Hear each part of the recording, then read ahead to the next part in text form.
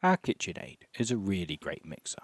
It's powerful, solidly built, and requires relatively little maintenance most of the time, but every so often it needs a little attention. And one recurrent issue is the hinge pin, which has a habit of wriggling out of place. Fortunately, it's a dead easy repair, and I'll take you through it in this video, starting by removing the bowl and the mixing accessory. The only tool you'll need is a screwdriver, and under no circumstances use a hammer.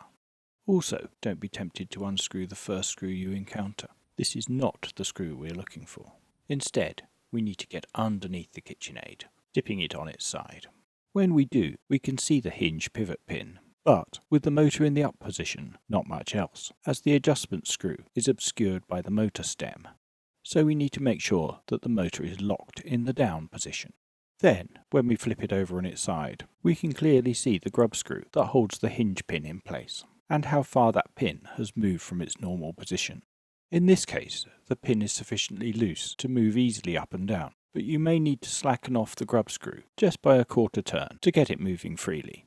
Then, from outside the stand, it's easy to adjust so that it's even either side before tightening up the screw, which doesn't need to be super tight. You don't want to risk damaging the thread or the slot in the screw itself. And with both ends of the pin flush with the casing, that's the whole job done, and you can plug in your mixer again, ready for use.